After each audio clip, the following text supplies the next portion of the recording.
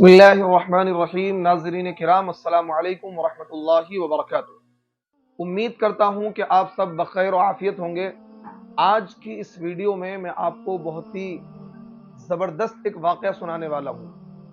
देखिए, आजकल जो हमारी ख़वातीन हैं उनके अंदर सब्र व ज़ब्त नहीं है, वो हया नहीं है, वो पाकदामनी नहीं है, वो बहादुरी नहीं है।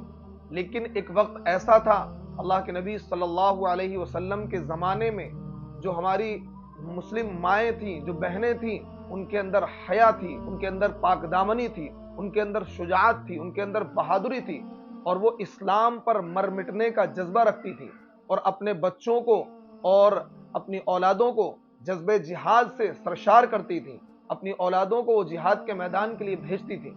एक वाक़या हमें हदीस की किताबों में मिलता है।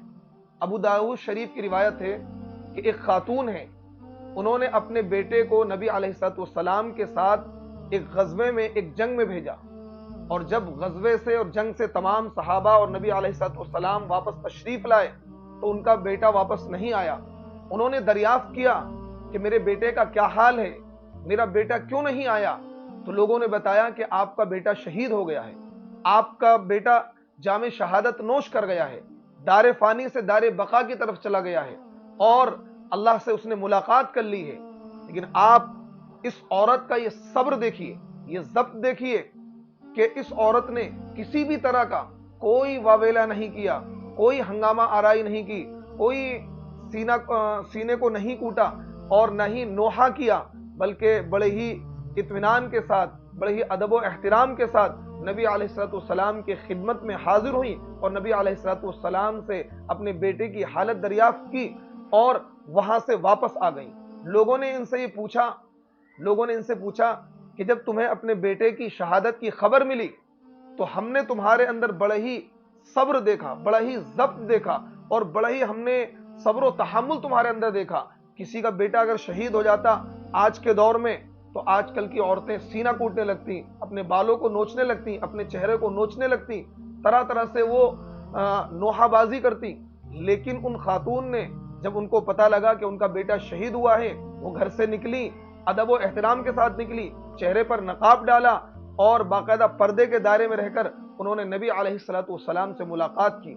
नबी अलैहिस्सलाम से मुलाकात के बाद जब वापस आई तो लोगों ने उनसे सवाल किया कि इतना सब्र व ज़ब्त कहाँ से आपके अंदर आया? आपने किसी भी तरह की कोई नोहाबाजी नहीं करी, आपने किसी भी तरीके से मतलब वावेला नहीं किया, ना तो आप पर्दे को भूली, ना आप सब्र व ज़ब्त को भूली। तो उन्होंने कहा कि मैंने बेटा खोया है लेकिन मैंने हया नहीं खोई। एक तारीखी जुमला कहा उन्होंने, मैंने बेटा खोया है लेकिन मैंने अपनी हया नहीं खोई है। उन्होंने हया का ख्याल रखा, पाकदामनी का ख्याल रखा, पर्दे का ख्याल रखा। आज हम ये देखते हैं कि हमारी जो ख़वातीन हैं, हमारी जो माएँ और बहनें हैं, वो बेपर्दगी इख्तियार करती हैं। मार्केट्स के अंदर जाती हैं तो बेपर्दा जाती हैं, अस्पताल में जाती हैं तो बेपर्दा जाती हैं, ब्याह शादी के मौके पर वो कहना ही क्या, वो पर्दे को बिल्कुल भूल जाती हैं, पर्दे को ताक में रख देती हैं। बड़ी बड़ी दीनदार खातून का भी हाल ये है। लेकिन आप ये देखिए कि नबी अलैहिस्सलाम की ये सहाबिया बेटे की शहादत पर भी इतनी मतानत, इतनी संजीदगी कि वो जब घर से निकली, जैसे ही उनको पता लगा कि बेटा शहीद हो गया है, तो ऐसा नहीं कि वो जल्दी के चक्कर में अपना दुपट्टा घर भूल गई हो या अपना नकाब घर भूल गई हो, बल्कि उन्होंने चेहरे को ढांपा और बड़ी ही मतानत और संजीदगी के साथ अपने बेटे की शहादत की खबर सुन के किसी भी तरह का उन्होंने हाय हुल्ला नहीं किया। तो आज हमारी ख़वातीन को, हमारी माँ और बहनों को ज़रूरत है इनसे इंस्पायर होने की, इनसे जज्बा लेने की। इसी तरीके का जज्बा अगर हमारी माँओं के अंदर पैदा हो जाए और हमारी बहनों के अंदर पैदा हो जाए तो मुस्लिम उम्मा फिर क्या है, उसी मकाम पर पहुंच जाएगी जिस मकाम पर थी। क्यों? नस्ल को बनाने में सबसे बड़ा जो किरदार होता है वो माँओं का होता है। इसी वजह से कहा गया, मर्द पढ़ा तो फर्द पढ़ा, औरत पढ़ी तो खानदान पढ़ा। अगर औरत सलीक़ेमंद होती है तो नस्लें भी सलीक़ेमंद पैदा होती हैं, और अगर औरत बेसलीका होती है तो नस्लें भी बेसलीका हो जाती हैं। उम्मीद करता हूँ ये वाक़या पसंद आया होगा और इस पर इस वाक़े से हमें इबरत और नसीहत लेने की ज़रूरत है और इस पर अमल करने की ज़रूरत है। अल्लाह रब्बुल इज़्ज़त हमें अमल की तौफ़ीक़ अता फ़रमाए। आखिर दावाना अनिल हम्दुलिल्लाहि रब्बिल आलमीन।